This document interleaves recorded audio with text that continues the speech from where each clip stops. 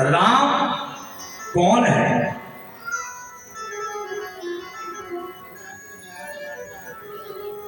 राम जैसा भाई, भरत जैसा भाई, दशरथ जैसे पिता, कौशल्या जैसी माता, राम जी जैसा सेवक, ये सब बहुत कम देखने को मिलते हैं। राम जी ने कहा कि गुरुदेव ये बात ठीक है, मुझे आप राजा बनाने जा रहे हैं। जन्मे एक संग सब भाई, भोजन शयन कीर्तन, हम लड़ते साथ में, भोजन साथ में करते, खेलने साथ में जाते, जन्म हमारा साथ, मुझे बड़ा कैसे मान लिया? ये भाई बना है। आज के भाइयों को देखेंगे और अगर हम उन भाइयों को मिलाएंगे तो बहुत मन, जीवन में याद रखना, किसी भाई को दुखी मत करना। अगर भाई का हक तुमने खाया है तो ये तुम्हारे लिए बुरी खबर है, अच्छी खबर। आज तो तुम सुखी हो जाओगे, लेकिन कल तुम्हारे जीवन में जो घटना घटेगी वो तुम बर्दाश्त नहीं। भाई का अधिकार कभी मत रखना, पूरी ईमानदारी के साथ में उसका बंटवारा होना चाहिए।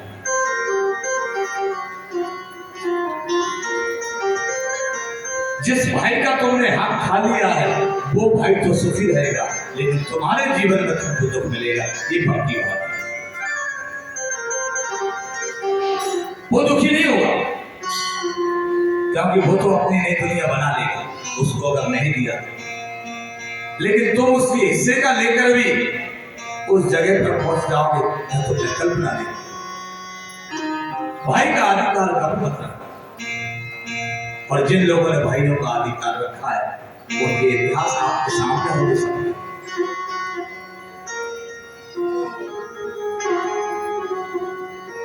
मेरे राघवेंद्र सरकार ने यही कहा, बोले हम सब साथ में जन्म लिए तो साथ में बैठ गए, साथ में खाया, साथ में पिया, सब कुछ अपने साथ साथ, फिर मुझे राजा क्यों बनाया जाए? जनमे का संग सब भाई, जनमे का संग सब भाई,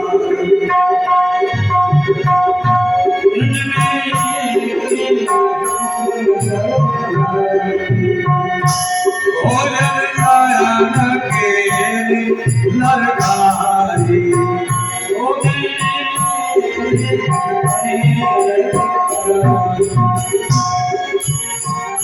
सुख तो भगवान का भी अच्छा नहीं लगता।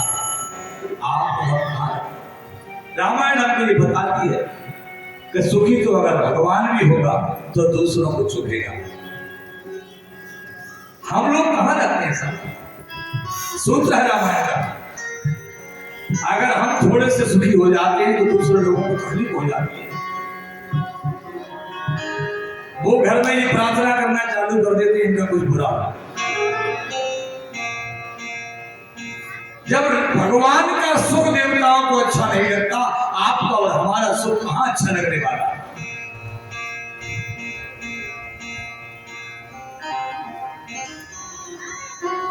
देवताओं को सूचना मिली,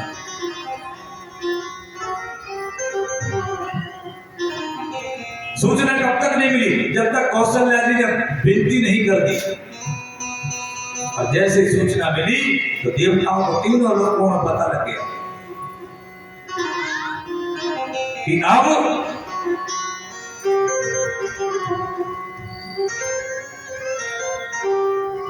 देवताओं को अभी तक कुछ पता नहीं था कि भगवान राम जी जो है राजा बनने वाले, लेकिन कौशल्या जी ने जाकर के खबर कर दी, बोले राम राजा बनने वाले। पूजी ग्राम देवी सोरनाम,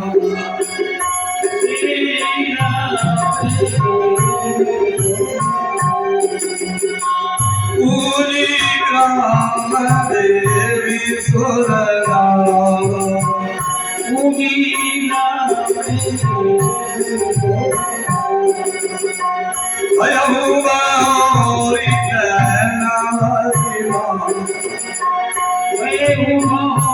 जय विधि होए राम कल्याण, जय विधि होए राम कल्याण, देव दया कर तू बलवान, देव दया बहुत जिम्मेदारी के साथ सुनेंगे आप लोग, बहुत जिम्मेदारी से। अभी देवताओं को पता नहीं था कि राम जी राजा बनने वाले हैं, लेकिन जैसे ही कौशल्या जी की दासी ने सूचना दी कि राम जी को राजा बनाने की घोषणा हो चुकी है, तो कौशल्या मैया कहाँ पहुंच गई? पूज्य ग्राम देवी। ग्राम देवी माने मृत्यु लोक के देवताओं में पूजा शुरू कर दी, तो मृत्यु लोक में पता लग गया। पूज्य ग्राम देवी। स्वर्ग कहाँ रहते हैं? स्वर्ग में। स्वर्ग में रहते हैं। ग्राम देवी पूजने से पृथ्वी के देवताओं को पता लग गया, और स्वर्ग को पूजा तो स्वर्ग में पता लग गया, और नागों को पूजा तो नाग लोक में सूचना पहुंच गई। तीनों लोगों के देवताओं को जब सूचना पहुंची, अब घटना घटेगी। तीनों लोगों के देवता ने अच्छा आप पिटते रहे और तुम राजा साहब बन जाओगे, हमने अपने लिए जो बुलाया है, ऐसा नहीं हो सकता। पूजी ग्राम देवी सोरनाथ,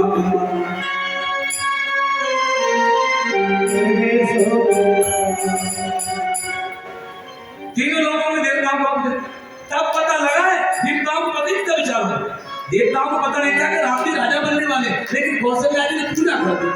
इससे सिद्ध होता है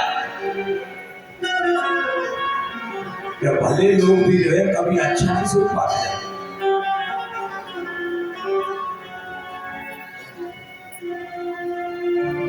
तेरे सुहाय नाबद बना, उनको अच्छा नहीं लग रहा कि यहाँ कोई खुशी मनाई जाए, तो क्या करें?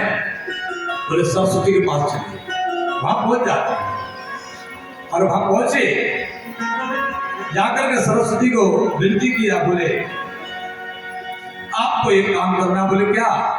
बोले राम जी राजा बनने वाले, उन्हें राजा बनने से रोकना कैसे निकल? तो बोले मैं कैसे रोक पाऊंगी, मैं कैसे रोक? बोले ये तुम्हारा हमारा, आप बुद्धि बदलिए। जब किसी के घर में कोई भला काम होता है, अच्छा होता है व्यक्ति, तो याद रखना, मैं बहुत जिम्मेदारी के साथ कह रहा हूँ, परिवार के लोगों में फूट तभी पड़ेगी जब कोई बाहर का तीसरा व्यक्ति तुम्हारे घर में होगा। याद रखना इस बात। और नहीं मेरी बात समझ में आए तो आप चेक कर लीजिए, अगर आपके घर में कोई बात हो रही है, विवाद चलता है, तो निश्चित रूप से कोई तीसरा व्यक्ति है। वो मायके का भी हो सकता है। आपके परिवार में झगड़ा पैदा करेगा तो मायके का व्यक्ति ही पैदा करेगा। आपको मैं क्षमा चाहूंगा अगर आपके यहाँ ऐसी बात है, क्योंकि मंथरा मायके की है, केकई की। मंथरा केकई के मायके की है, उसे अच्छा नहीं लग रहा, इनके घर में ठीक कैसे रहेगा? तो ये मायके की जो मंथरा होती है, उसे कोई लेना देना नहीं है आपके सुख और दुख से। वो आपके घर में झगड़ा करा के छोड़ेगी, उनसे सावधान रहिए। सरस्वती आई, ढूंढा किसको ढूंढूं, कहाँ मिलेगा? कोई नहीं। क्यों? क्योंकि सबने सरयू का जल पीकर बड़े हुए। जितने भी अयोध्या में लोग हैं, उन्होंने सबने सरयू का जल पिया, और जिसने सरयू का जल पिया है उसकी बुद्धि खराब कर ही नहीं सकता कोई। तो बोले मंथरा है, केवल मंथरा वहां से आई।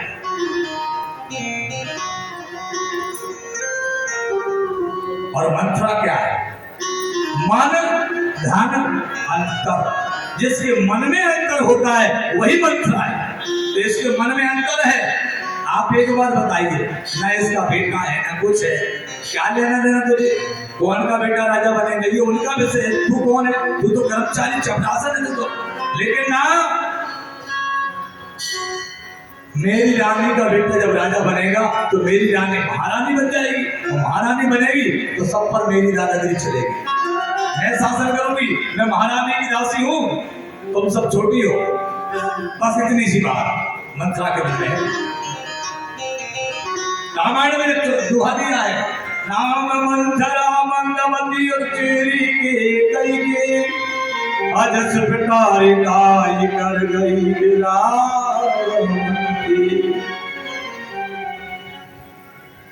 मंथरा मंदमती। मंदमती दो लोगों को कहा है, एक जयंत को कहा है मंदमती, जयंत को भी मंदमती कहा है, और इधर एक मंथरा को भी मंदमती कह रहे हैं।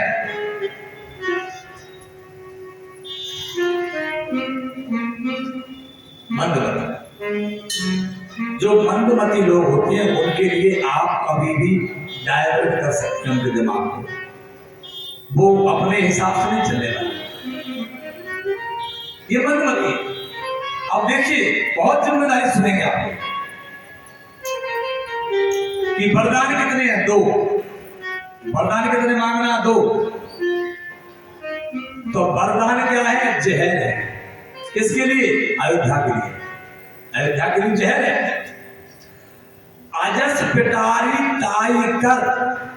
पिटारी क्या होती है? आपने देखा होगा जब पहले सांप वाले आते हैं तो पिटारी में रख के लाते हैं, सांप को पिटारी में रख के लाते हैं। तो अजस पिटारी ये क्या है आपका? ये इतना हिस्सा सारे संसार में सबकी ये पिटारियां हैं, इनमें क्या भरा हुआ है ना तुम जानते हम जानते। तुम कब बदल जाओगे तो पता ही नहीं। हमको नहीं लगता, कभी कभी बातें करते हैं, अरे यार मुझे भरोसा नहीं था वो बदल जाएगा। वो इतना बदल गया क्योंकि उसके दिमाग में बदलने की थी। तो अजस पिटारी ताई कर तो गई गिरा, और कहां बैठी जाकर के सरस्वती? गिरा माने जीभ। तो सांप के जीभ में विष होता है, सांप के जीभ में विष होता है, तो वही जाकर बैठी है विष के लिए, क्योंकि यही तो विष छोड़ेगी।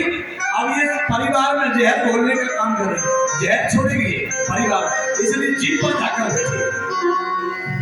अजस पिटारी ताई कर गई गिरा, गिरा माने बाणी, जाकर के बैठी। और जैसे गई तो दुखी होकर के केके के पास पहुंच गई और दरवाजे पर जाकर के खड़ी हुई, और दरवाजे पर जाकर खड़ी हुई और मुंह फुलाया हुआ।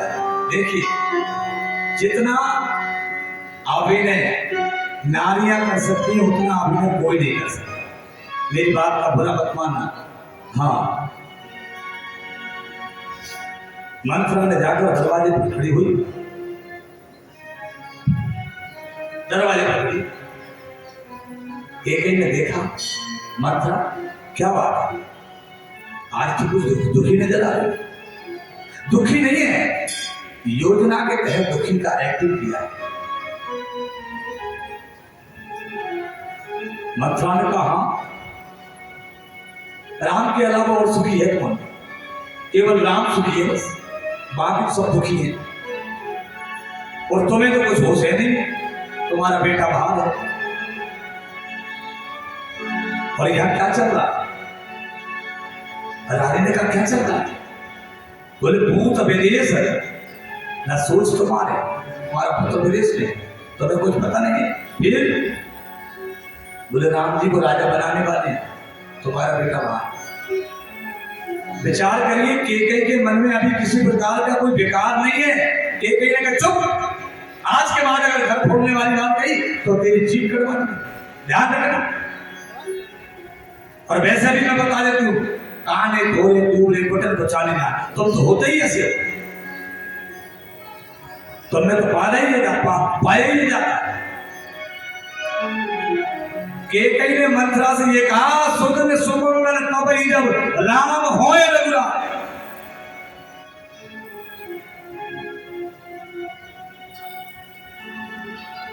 केकई ने कहा, सुगन सुमंगल दाय का सूर्य तोड़ कहा पर जे दिन, मैं उस दिन को सबसे श्रेष्ठ मानूंगी जिस दिन तुमने कहा है कि राम राजा बन जाए। मैं समझूंगी कि राम जी राजा बन गए, मेरा जीवन धन्य हो गया। ठीक है। और मंत्र राम मुझ पर तो और भी अधिक प्रेम करते हैं, इतना प्रेम तो वो किसी पर नहीं करते। मंथरा चुप हो गई। देखिए, मैं बताऊंगा, जब किसी को भड़काना होता है ना, तो पहले उसका पूरा सांचा तैयार करना पड़ता है। ठीक है, नहीं आ रही लाइन, आप दूसरी योजना देखिए। एक बार में नहीं आया लाइन, आप दूसरी देखेंगे। चुप। अब कहते की बुद्धि होगी, उसका का कोई ऐसा तो नहीं कोई जरूरी बात कहने आई हो और मैंने से डांट दिया, कहना पा रही हूँ। तो भरत की सौगंध दी के गई, बोले तुझे भरत की सौगंध, अच्छा सही बात है, बात असली बात है। बोले अब बताऊं क्या मैं, एक ही बार में तुमने मेरा कपाल फोड़ दिया और जीत करवा दी, अब और मैं क्या बताऊं। ऊपर दूसरी बात ये कि कहीं कोई नृप हो हमें कहा नहीं, कोई राजा बन जाए हमें क्या फर्क पड़ने वाला, तुम बन जाओ, तुम्हारा बेटा बन जाए, हमें कोई अंतर नहीं, हम तो दासी की दासी रहेंगे, हमें क्या फर्क पड़ता है।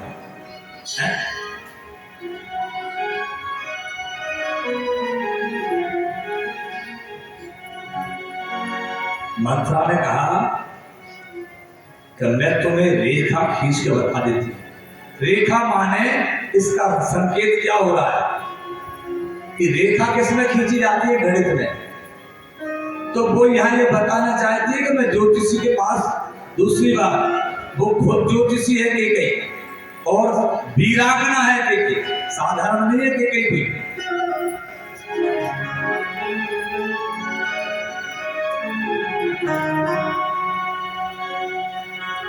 अनेक प्रकार से मंत्रा विचार करती है। उदाहरण दिया, बोले कद्रू ने जो बिंथा के साथ में, कद्रू ने बिंथा के साथ जो किया, कद्रू बिन के दिन दो, वो तुम्हारे साथ होने वाला, ध्यान रखना।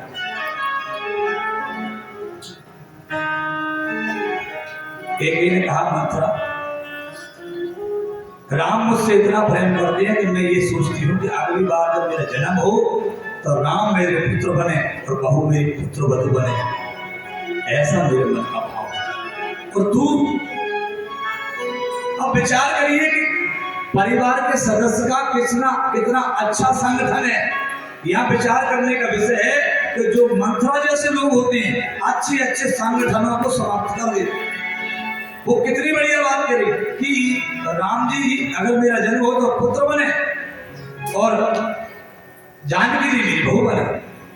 और वाल्मीकि रामायण में तो ये आया है कि पांव की फायदे प्रकार करके इनाम दे दिया, जा अगर राम जी राजा बन गए तो मैं तुम्हें इनाम देती हूँ, बहुत अच्छी बात दे दी। लेकिन साहब ये पक्के बने हुए लोग होते हैं जो घर फोड़ते हैं, घर फोड़ने वाले इतने पक्के बने होते हैं कि आप समझेंगे। ये समझिए आप, ये रामायण में ये केवल पात्रों के नाम हैं, लेकिन ये बेकार है। परिवार तब तक नहीं फूटता है जब तक परिवार के लोग हैं। परिवार में बाहर का व्यक्ति आता तो उसे लगता है, जैसे मान लीजिए आप 4 भाई एक साथ रह रहे हैं, अरे आप तुम के चक्कर में पड़ रहे हो फालतू में, तुम अपना कमा के खाओ ना, क्या साथ में रह रहे हो। वो अगर हाथ में नहीं आएगा ना तो भाभी जी के पास जाएंगे, भाभी जी आप एक बार बताओ आपके पास मंगलसूत्र नहीं है क्या। अब मंगलसूत्र होगा भी कहां से, आप तुम्हारे लिए भैया कमा के लाते सब तो माता जी दे देते। भाई साहब शाम को आए, कुछ नहीं मुझे मंगलसूत्र चाहिए, हो गई बात सुन बात। अब वो लाए कहां से बेचारा, संग परिवार बिल्कुल आए। और जो फोड़ने वाला है वो पल पल की खबर लेता है कि मेरा असर हुआ कि नहीं हुआ, मैंने जो करना चाहता हूं वो हो रहा है कि नहीं हो रहा, वो पल पल की खबर लेता है। अब उसने देखा अभी कोई फर्क नहीं पड़ा, अरे आप तो परेशान होते, भाभी जी ये बात बताओ कार खरीदो ना, आप लोग कार क्यों नहीं खरीदते, कितना कमाते हो आपने कार। अरे भैया इतना बताएं, कमाते तो बहुत नहीं, दे देते हैं पापा जी को, मम्मी को दे देते हैं। अरे आप तो अपना अलग देखो, कहीं एक दिन ऐसा आता है व्यक्ति उसको अलग करके ही छोड़ता है, और फिर क्या होता है, फिर वो बढ़िया प्रेम से उसके घर बैठ के चाय पीता है, बात ना उसको कोई फायदा। मंत्रा का भी यही हाल है। मंत्रा ने कहा कि तुम्हें तो कोई होश है नहीं, तुम्हारा पुत्र बाहर है।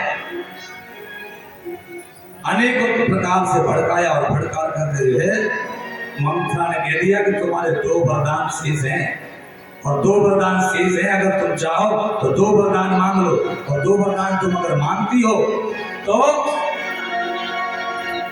तुम्हारा बेटा राजा बन जाए, और नहीं तो तुम नौकरानी बनी रह जाओगे।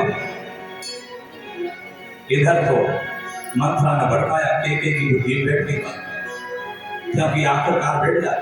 बोले करना क्या है? बोले तू अगर कहे तो मैं पति को त्याग दूं, परम पूत तुझे वचन पर सकौ पूत पति त्याग, मैं पुत्र को त्याग दूं, पति को त्याग दूं, लेकिन बता करना क्या है? उसने कहा कुछ नहीं करना, 2 वरदान शेष हैं, उन 2 वरदानों को मांगो, और उन वरदानों में एक मांग लेना वनवास राम का, और पुत्र भरत के लिए मांगना राजगद्दी, याद रखना और भूल मत जाना। बोले कैसे होगा संभव ये? बोले कुछ नहीं, कोप भवन में चले जाओ, और कोप भवन में जाकर के वहां रहो, महाराज दशरथ जी आएंगे तो अपने आप को वरदान मांगने को कहेंगे, तब आपको राम की सौगंध जब वो खा लें तब वरदान मांगे। अब इसमें देखिए आप पात्र कौन कौन है। घर में जो कलह है, विनाश का बीज क्या है? किसी भी परिवार के विनाश का बीज क्या है? कलह। घर में जो कलह है वो बीज है, और जो बाहर वाले लोग हैं वो वर्षा ऋतु है, बराबर पानी बरसा रहे हैं, ध्यान रखना है बीज अपना फल रहा है कि नहीं फल रहा है।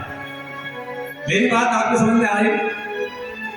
जो घर में कलह हो रही है वो बीज है, और पानी कौन दे रहा है उसमें? जो बाहर वाला है वो पानी दे रहा है उसमें बीज को तैयार करने के लिए, और जिसकी बुद्धि में उसकी बात बैठ रही है वो भूमि है, उसमें वो तैयार हो रही है। और कपट क्या है? ये जल है, जिससे वो बीज पनपेगा। और अंकुर जो 2 वरदान है, जब आपने देखा होगा बीज ऊपर आता है तो उसके 2 हिस्से होते हैं। सबसे पहले ऊपर कोई सा बीज ऊपर आए 2 हिस्से होंगे, तो अंकुर क्या है इसके? जो 2 वरदान है वो अंकुर है दोनों। और इसका फल क्या है? जो बीज उग रहा है इसका फल क्या है? इसका फल है वनवास, इसका फल वनवास है। मंत्रा ने पढ़ाया और पढ़ाकर तैयार किया और कहा कि को भवन में जाकर के आज के कई को भवन में लेट गई हैं, और महाराज दशरथ जी अब कल वरदान मांगेंगे। आज अपने को भवन में उनको विराम करवा दिया है, कथा का समय भी हो गया है, तो कल महाराज दशरथ आज रात भर के कई को रहने दो को भवन में, ठीक है ना? और क्या, चलिए बैठे बैठे भगवान के नाम का जाप करेंगे, 108 नामों का जाप आप लोग करेंगे। और कल ठीक देखिए मैं बताऊं, आप केवल हमारा आज क्या हो गया 30, 31, 1, 2 3 दिन रहा। 3 दिन आप थोड़ी मेहनत करेंगे, थोड़ा जल्दी आएंगे तो आपको कथा, क्योंकि कल की कथा निकल जाती है, फिर बीच में आप आते हैं तो मजा अच्छा नहीं लगता है। और राम राम राम राम राम राम राम राम राम राम राम राम राम राम राम